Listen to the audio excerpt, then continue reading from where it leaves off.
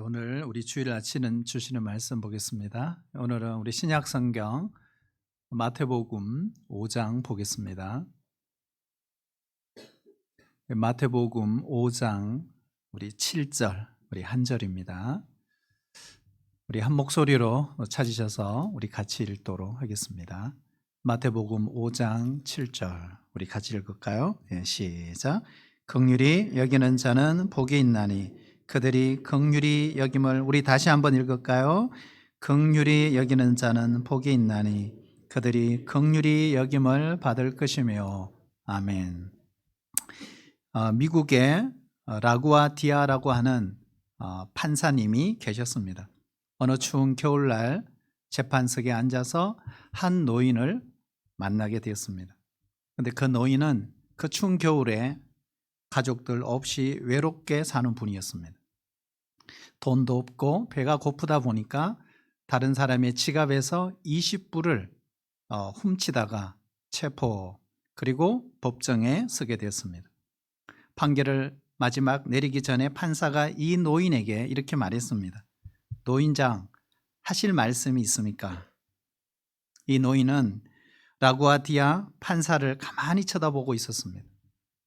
그러면서 이렇게 말했어요. 판사님, 저에게 한 번만 긍휼을 베풀어 주십시오. 잠시 그 노인장을 조용히 살펴보던 판사가 이렇게 대답을 했습니다. 맞습니다. 노인장에게는 정말 긍휼이 필요합니다. 그러나 노인이 잘못한 그 20불에 대해서는 책임을 져야 합니다. 마침 제 호주머니에 10불이 있습니다. 제가 이 10불을 노인장을 대신해서 변상하겠습니다. 바로 노인장을 춥고 배고프도록 버려둔 데에는 저의 책임도 상당히 있다고 생각합니다. 그렇다면 바로 이 10불이 더 필요한데 오늘 법정에 오신 방청 여러분, 바로 우리와 우리 사회 그리고 여러분도 이 노인이 배고프고 춥고 도둑질하도록 버려둔 데는 여러분도 책임이 있습니다. 이 노인을 위해서 자유롭게 자발적으로 기부를 좀 하십시오. 그래 그 자리에 모인 사람들이 바로 이 재판관의 명판결을 보고 다 감동을 받았습니다. 자발적으로 기부하여 그날 그 노인을 구했다라고 하는 것입니다. 그 이후에 뉴욕 시민들은 이 라구아디아 판사에게 이런 별명을 붙여주었다고 합니다. 긍휼이 많은 판사라고. 그 이후에 그는 존경받는 시장이 되었고 그를 기념하여 지금도 라구아디아 공황이라고 이름을 붙여 우리에게 알려져 있습니다. 결국 라구아디아라는 사람은 긍휼을 베풀 줄 아는 사람이었습니다. 긍휼의 사람. 여러분 오늘 이 시대를 돌아보면 많은 사람들이 긍휼에 목말라 있습니다. 인터넷이나 방송이나 대중매체나 우리에게 들려오는 많은 소식을 보면 잔인하고 무정하고 무자비한 소식들로 가득 차 있습니다. 그래서 디모데후서 3장에 보시면 성경은 말세가 되면 사람들이 무정하고 무자비하며 잔인해질 것이라고 이미 우리에게 경고를 했습니다. 그러면 왜 우리 예수 믿는 사람들이 이렇게 긍휼을 베풀며 살아야 할까요? 왜 우리는 긍휼의 사람이 되어야 할까요? 이유가 뭘까요? 첫 번째, 따를까요? 하나님의 자녀이기 때문에.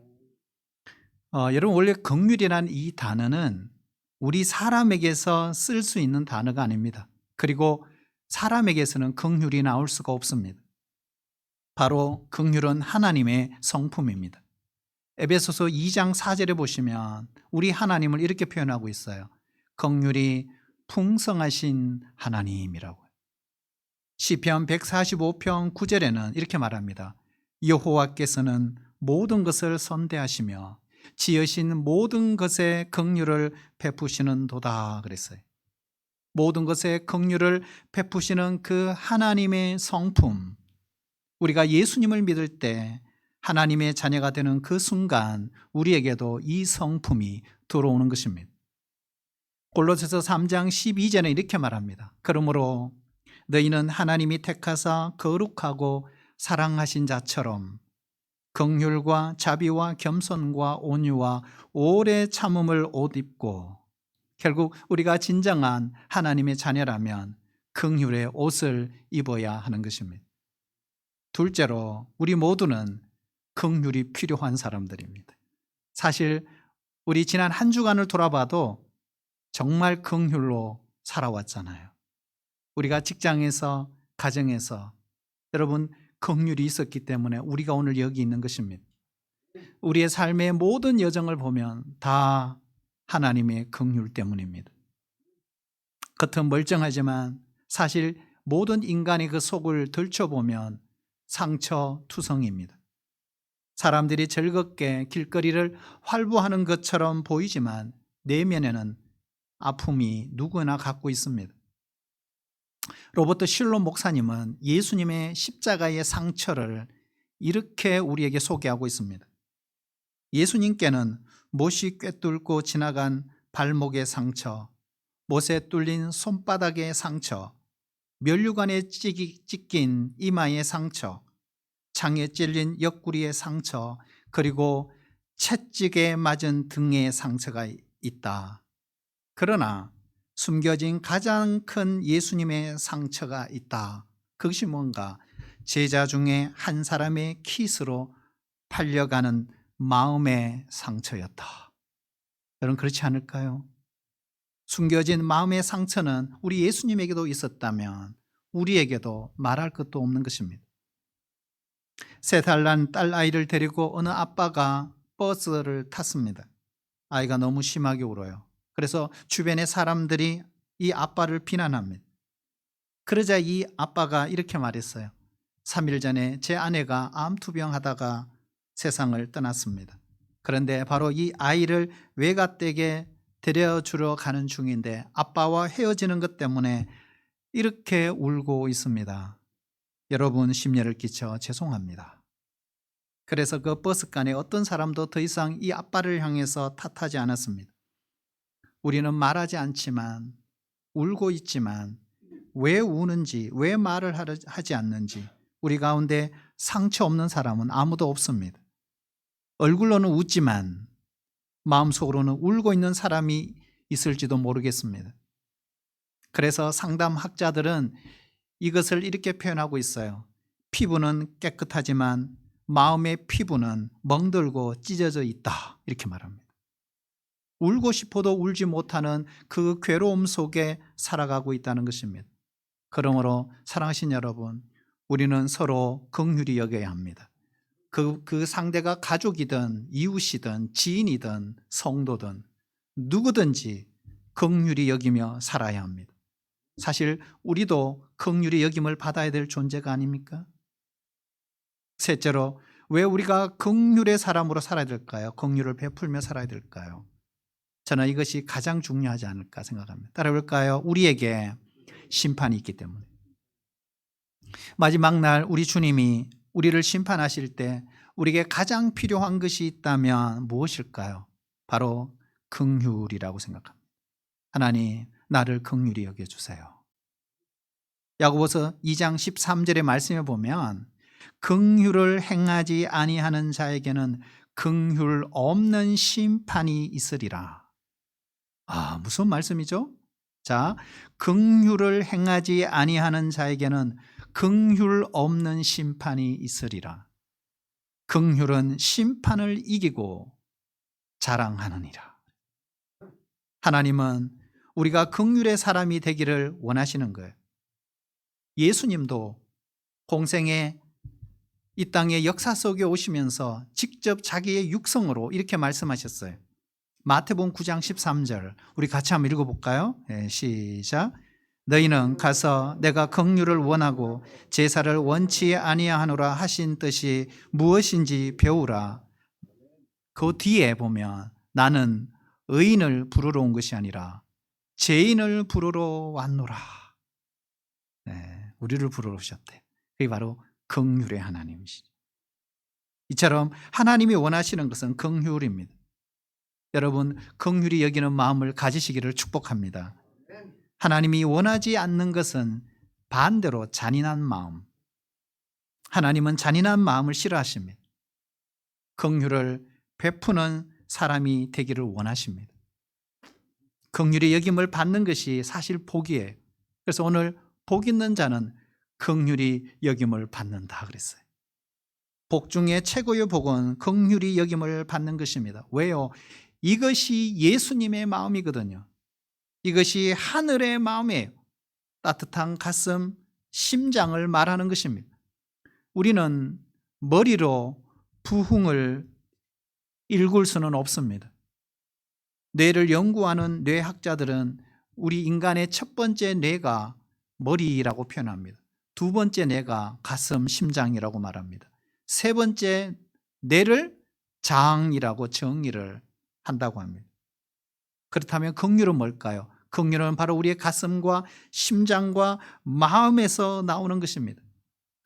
창자가 끊어지는 듯한 그 마음으로 아파하는 것, 다른 사람의 아픔에 나도 아파하고 나를 사랑하듯이 남을 사랑하고 나를 이해하듯이 남을 이해하고 나에게 관대하게 대하듯이 타인에게도 관대하게 대하는 것, 이것을 우리는 긍휼이라고 하는 것입니다. 우리가 예수님의 그 스토리 3년의 공생애를 보면 하나님의 긍휼로 그 긍휼 앞에 녹아지지 않는 사람이 없었습니다. 삭개오, 수가성 여인, 당시에 세리, 마태, 예수님의 제자들 말할 것도 없었습니다. 어떤 부인이 교회 공동체 지도자와 함께 불륜을 저질렀습니다. 그 사실을 알게 된 남편이 바로 이 지도자, 영적 지도자를 살해하고 자신은 체포, 구속이 되었습니다.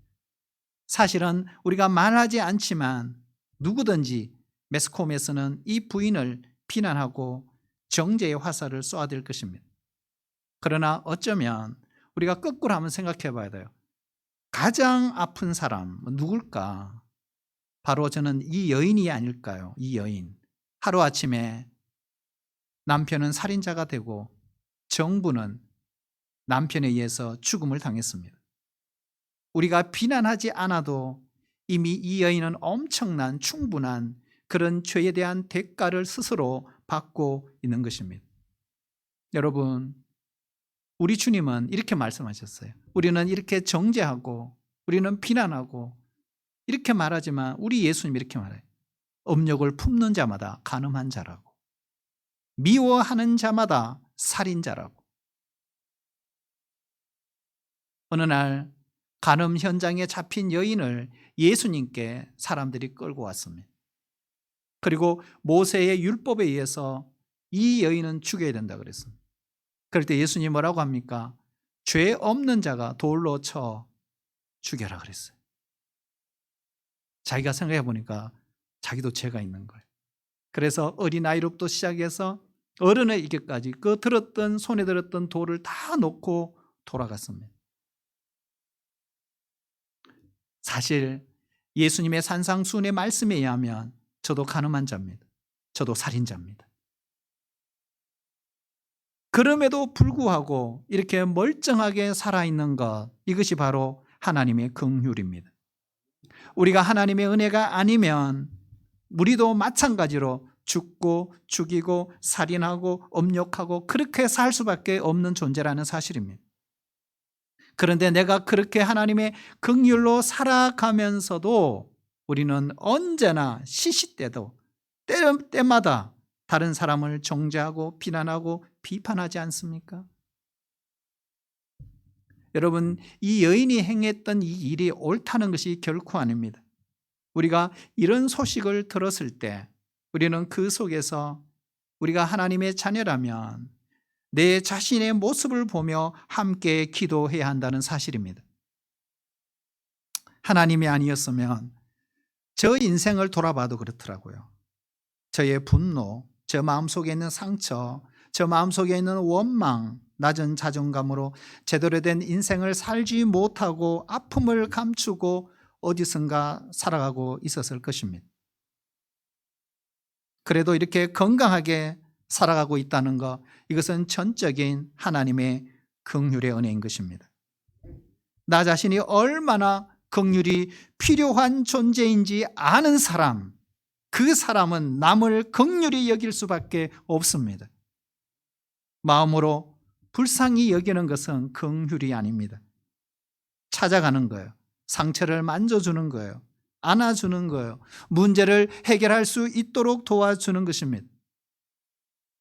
하나님의 긍휼하심을 받고서 내가 긍휼히 여겨야 할 사람이 만약에 내 곁에 있다면 여러분, 그것은 복이라는 사실을 잊지 말아야 합니다. 어떤 사람은 저 사람만 없으면 우리 가정이 행복할 텐데, 저 사람은 없으면 내 인생이 행복할 텐데, 여러분, 그렇지가 않습니다. 바로 그 사람이 있기에 내가 행복한 것입니다. 이것이 긍휼이라는 사실입니다.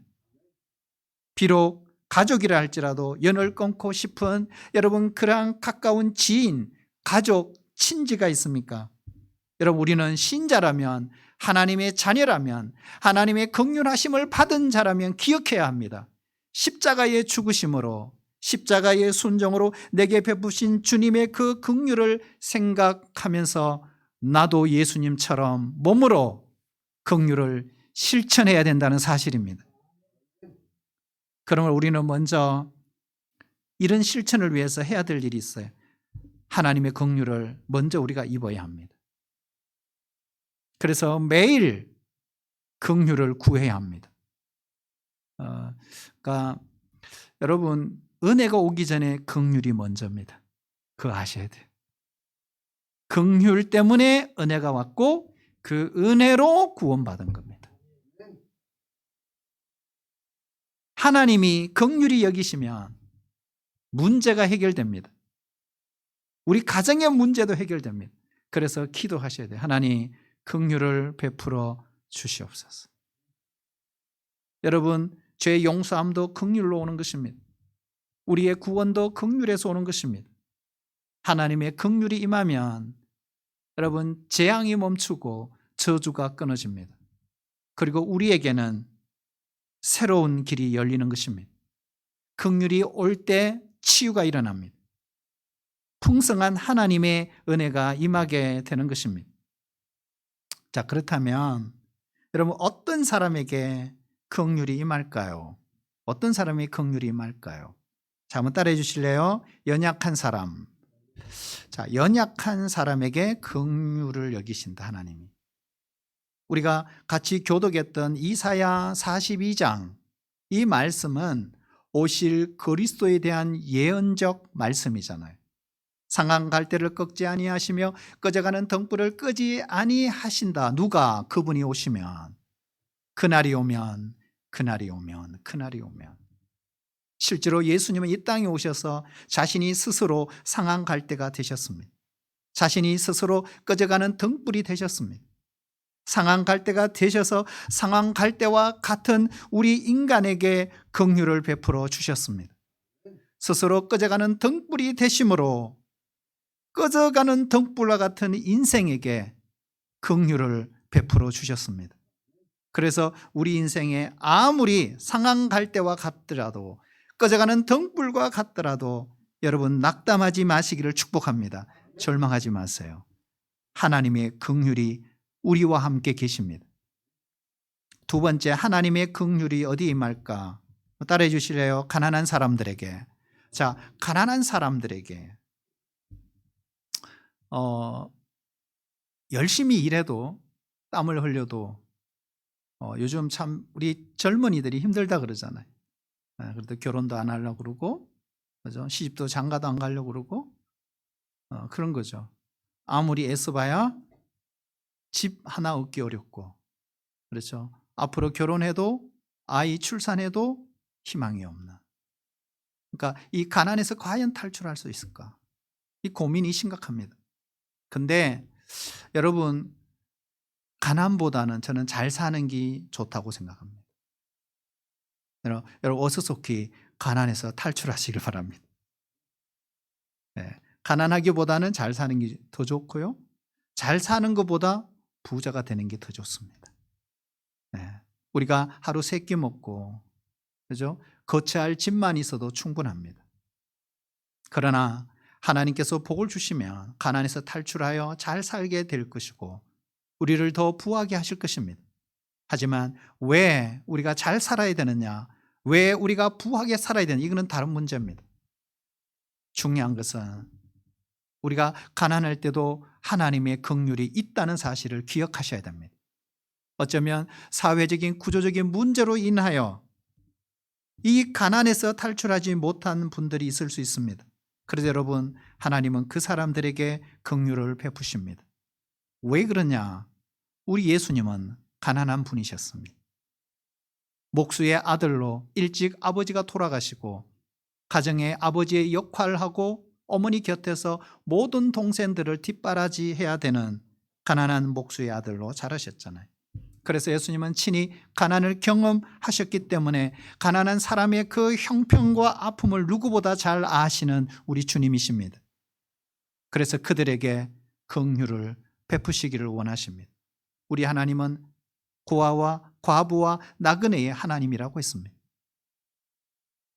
세 번째, 여러분 어떤 사람의 긍휼이 여기실까요? 따를까요? 깨어진 마음. 자, 브로큰 하트라 그러죠. 깨어진 마음을 가진 사람에게 하나님은 긍휼을 베푸십니다. 상한 마음, 하나님이 원하시는 제사, 제물이 아니에요. 상한 마음입니다. 다윗은 자신이 범죄한 것을 깨닫고 난 이후에 하나님께 긍휼을 구합니다. 바리새인과 세리가 성전에 기도하러 올라갔습니다. 하지만 이 바리새인은 자신이 얼마나 의로운가를 자랑하며 기도했습니다. 여러분, 세리는 어떻게 기도했나요? 얼굴을 들지도 못하고 성전에서 멀리 떨어져서 하나님께 엎드려 기도했습니다. 왜요? 상한 마음이에요. 깨어진 마음으로 나올 때 그들에게 긍휼을 베푸십니다. 여러분, 우리 마음에 브로큰 하트, 깨어진 마음, 젖은 마음을 우리에게 주시기를 축복합니다. 우리 네 번째 한번 따를까요? 의심하는 사람. 자, 여러분, 하나님의 긍휼은 의심하는 사람에게도 임합니다. 우리 하나님은 우리 인간이 의심하는 존재라는 걸 너무 잘 아십니다. 믿음을 갖고 있지만 늘 의심하죠. 그러나 이건 의심하기 위한 의심이 아니에요. 긍정적인 의심입니다. 다른 말로 표현하면 더 잘 믿기 위한 의심이죠. 우리가 어느 날 영혼의 어두운 밤을 통과할 때, 영적인 침체기를 통과할 때 나도 모르게 갑자기 의심이 찾아옵니다. 여러분, 세례 요한이 그랬잖아요. 그렇게 광야에 외치는 자의 소리로 신랑의 기쁨이 나의 기쁨이라고 말하며 나는 쇠하고 그는 흥하여야 된다.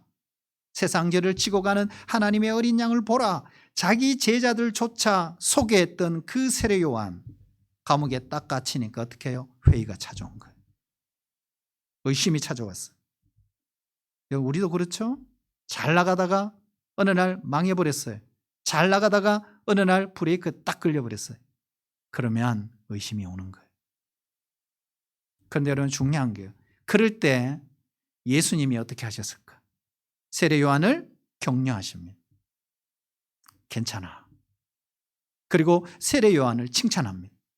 여자가 낳은 사람 중에 가장 위대한 존재라고.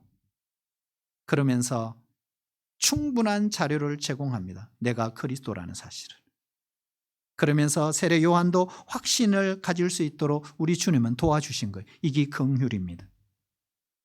우리가 잘 아는 도마, 그는 의심했어요. 그렇지만 예수님은 이 도마를 책망하지 않으셨습니다. 어떻게 하셨죠? 긍휼히 여기셨어요.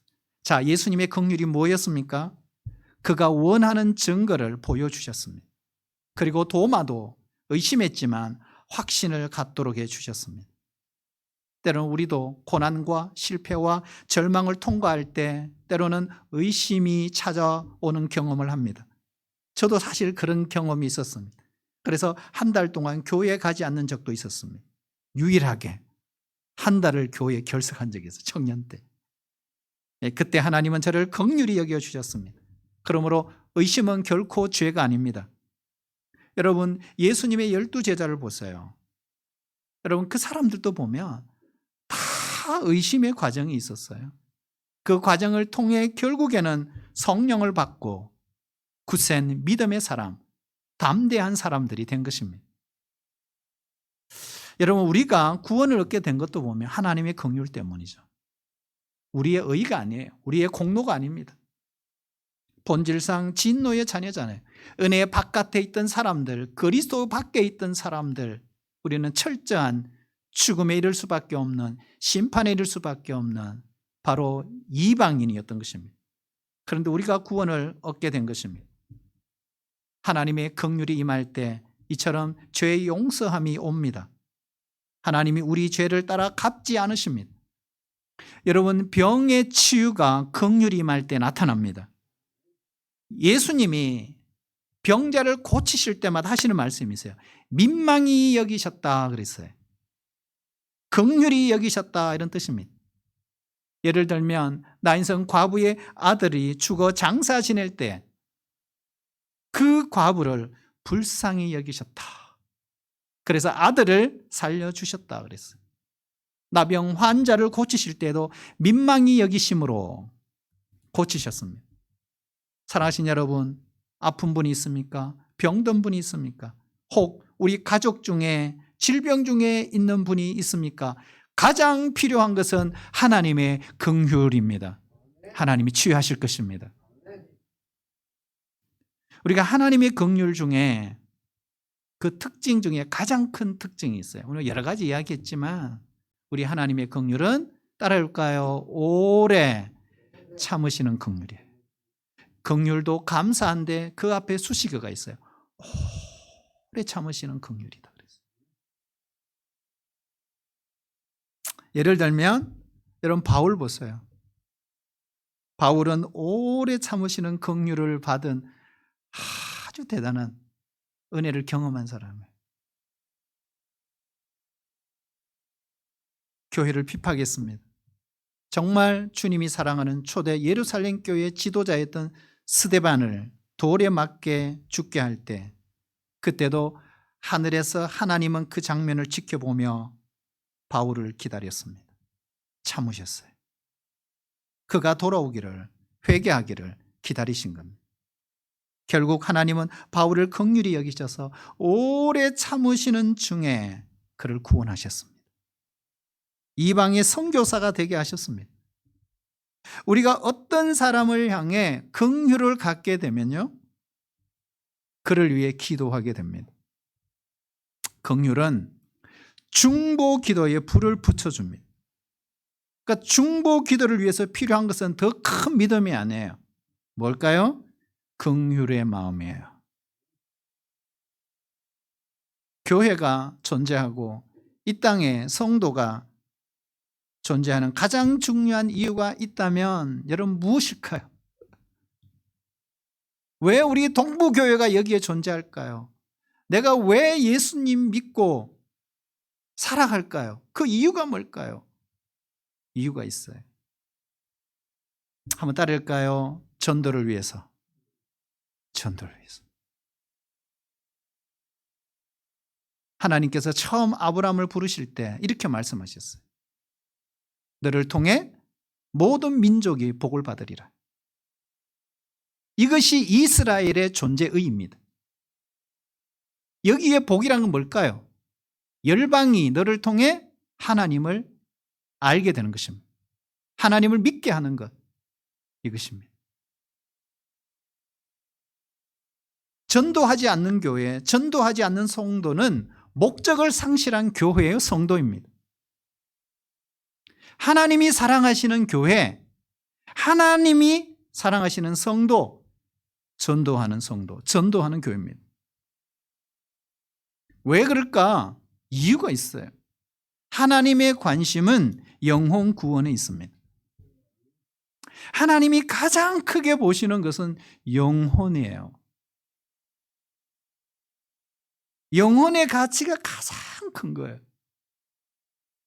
예수님은 한 영혼이 천하보다 귀하다, 그렇게 말씀하셨죠. 그런데 한 영혼이 천하보다 귀하다고 하는 이 가치를 어느 정도 신앙생활하는 예수 믿는 사람이면 다 압니다. 이건 모르는 사람이 없어요.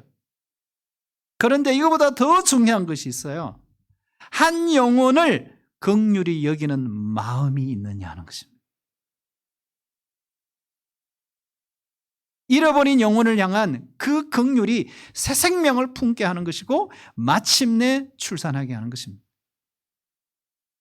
긍휼을 입은 사람은 다른 사람에게 베풀 수 있어야 합니다. 우리는 다 긍휼의 은혜를 받은 사람들입니다. 그래서 우리에게는 긍휼을 베풀어야 될 의무가 있어요. 왜 긍휼을 받아놓고 그 긍휼을 안 베푸시나요?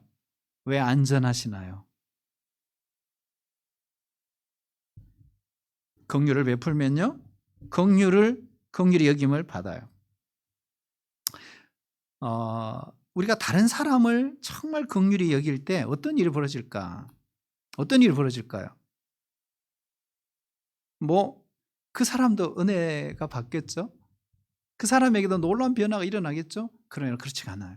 이 긍휼의 속성은 그런 게 아니에요.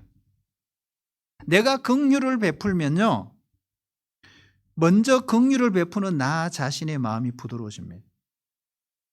그리고 사랑의 감정이 충만해지죠. 그러나 반대로 긍휼을 품기를 거절하면 어떨까요? 반대, 마음이 딱딱해집니다. 잔인해집니다. 감정이 메말라 버리는 거예요. 결국 긍휼을 베푸는 일은 다른 사람을 위해 하기 이전에 나 자신을 위한 것이구나. 이게 긍휼의 속성이라는 사실이에요. 긍휼의 마음이 있으면 심지어는요, 우리를 괴롭게 하는 사람, 그 사람의 아픔까지 이해하게 되는 것입니다.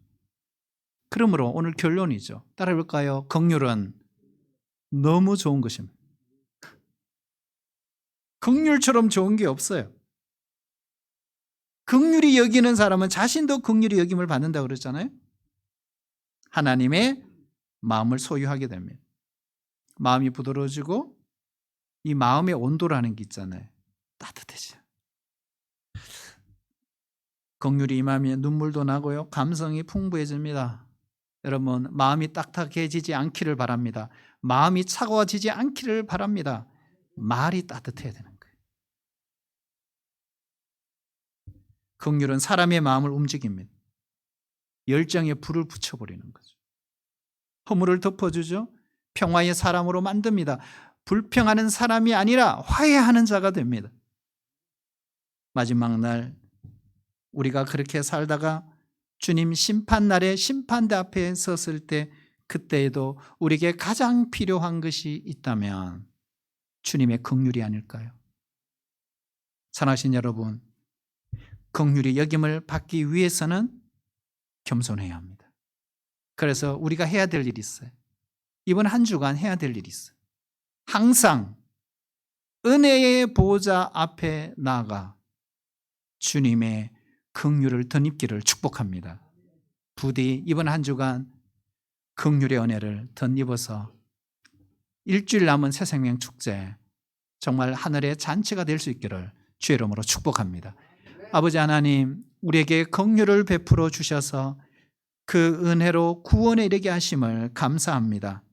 우리가 받은 이 은혜 우리도 전하고, 내가 받은 이 긍휼 나도 나누어 주며 사는 하나님의 자녀들이 되게 하여 주시옵소서. 예수님의 이름으로 간절히 기도하옵나이다. 아멘.